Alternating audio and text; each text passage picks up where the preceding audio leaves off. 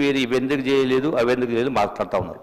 అధ్యక్ష, పాలమూరు జిల్లాను వాళ్ళు సస్యశామం చేసినామంటే ఏం మాట్లాడితే పాలమూరు జిల్లా ప్రాజెక్టు గురించి మాట్లాడారు. ఎన్నికల సందర్భంలో ఎన్నికల ముందు ఒక పంపును ఆన్ చేసి నార్లాపురి జిల్లాలో పోసి జాతికి అంకితం చేస్తున్నాం, ప్రాజెక్టు పూర్తయిందని మాట్లాడినారు.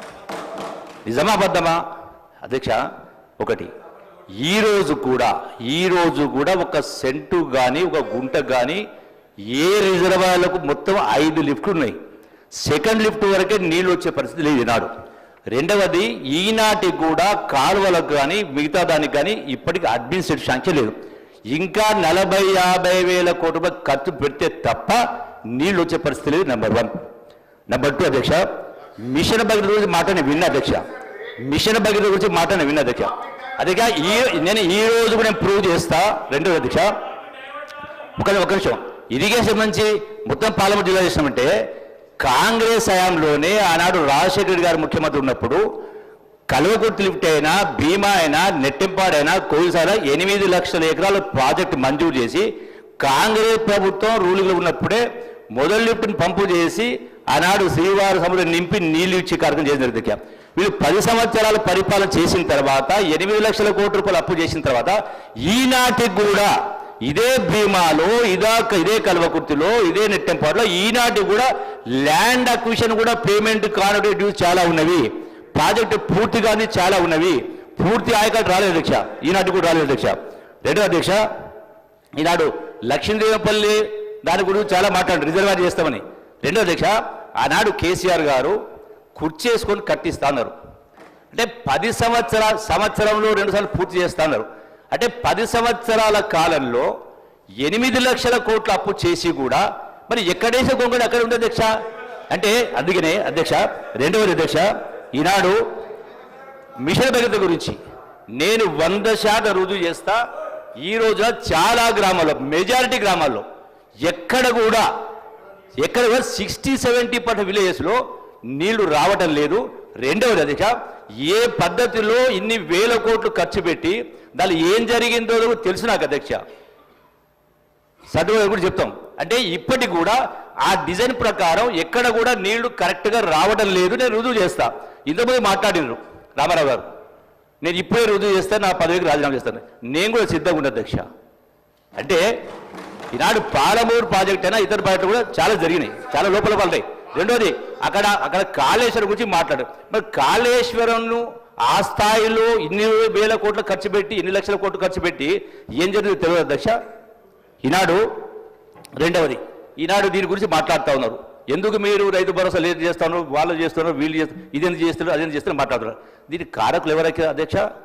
అంటే రాష్ట్రాన్ని 64 సంవత్సరాలు పరిపాలించినట్టు సుమారు 14-15 మంది ముఖ్యమంత్రులు పరిపాలన చేస్తే ఉన్నటువంటి అప్పు 70,000 కోట్లు. మీరు 10 సంవత్సరాల్లో ఒక ముఖ్యమంత్రి గారు 7 లక్షల చిల్లర అప్పు ప్లస్ విద్యుత్ సంస్థ మొత్తం 8 లక్షలు. ఇక్కడ నేను ప్రస్తావిస్తున్నా. గౌరవ గతంలో ఫైనాన్స్ మినిస్టర్ గారు హరీష్ రావు నేను ప్రశ్నిస్తా ఉన్నా అధ్యక్ష, నిజాయితీ చెప్పడానికి కూడా ధైర్యం కావాలి. గత శాసనసభలో ఇక్కడి నుంచే నేను మాట్లాడినా. ఏమన్నా అధ్యక్ష, మొన్న ఈ మధ్య కాలంలో కూడా పేపర్లను చూసిన, మేము చేసింది 3 లక్షల కోట్లే అప్పని మాట్లాడి, అంటే ప్రజల్ని తప్పు పట్టించే ప్రయత్నం చేస్తారు. నేను మళ్ళీ అడుగుతా ఉన్నా, ఈ రోజున మీరు ఇరిగేషన్ పైన చేసిన అప్పు సుమారు 1,00,000, 2 లక్షల కోట్లు, 3 లక్షలు అప్పు చేసిండ్రు. దానికి అప్పు ప్రభుత్వం గ్యారెంటీ ఇచ్చినప్పుడు ఈ అప్పు కట్టే పద్ధతి ప్రభుత్వం చేస్తుందా? రైతుల దగ్గర మీరు ఆ డబ్బులు వసూలు చేసి కడతారని చెప్పండి, దమ్ము దగ్గర చెప్పండి. అట్లాగే మిషన్ భగీరథ పైన అప్పు చేసినా చేయలేదా? రైతుల నుంచి ఆ 50,000 కోట్ల అప్పులు వసూలు చేసి కట్టారా మీరు? ప్రభుత్వం కట్టద్దా? అంటే అందుకనే ఎంత గొప్పగా మాట్లాడినాం, ఎంత పాండిత్యం లెక్క కాదు అధ్యక్ష. నిజాయితీగా మాట్లాడాలి. మీరు రుజువు చేయాలన్నప్పుడు నేను ఇప్పుడు రాజీనామా చేస్తా చెప్పండి మరి. అందుకని ప్రజల్ని తప్పుదో పట్టించే ప్రయత్నం చేయొద్దు, నిజాయితీగా మాట్లాడండి. మాట్లాడిన 4 ముక్కలని నిజాయితీగా మాట్లాడే కార్యక్రమం చేయనని నేను సభ ద్వారా విజయం చేస్తా ఉన్నా. ఈరోజు ఇవన్నీ ఆలస్యం కారణం ఎవరు? మీరు 2 లక్షల కోట్లు, ఈరోజు నెలకు 6,500 కోట్ల రూపాయలు వడ్డీ అసలు కట్టాల్సి వస్తూ ఉంది. మీరు ఈ అప్పు చేయకపోయి ఉంటే ప్రతి నెల రైతు భరోసా ఇస్తా ఉంది.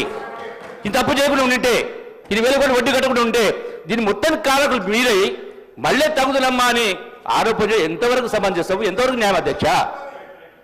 దయచేసి గమనించాలి సభ్యులు. అధ్యక్ష, మంత్రి గారు ఏదో నిజాయితీ గురించి మాట్లాడినారు. నిజాయితీ గురించి మాట్లాడారు అధ్యక్ష. నిజాయితీ గురించి మాట్లాడితే అధ్యక్ష, ఇదే మంత్రి గారు గతంలో కేసీఆర్ గారు ఎంత గొప్పగా పరిపాలించారో చెప్పిన మాటలన్నీ ఉన్నాయి, ప్లే చేయమంటే చేస్తా. ఒకటి. రెండో అధ్యక్ష, హరీష్ రావు గారు ఇంత స్పష్టంగా శాసనసభలో నిన్నగాక మొన్ననే కదా అధ్యక్ష మొత్తం ఆర్బీఐ లెక్కలు వివరిస్తూ సావధానంగా ఏం చెప్పారు అధ్యక్ష?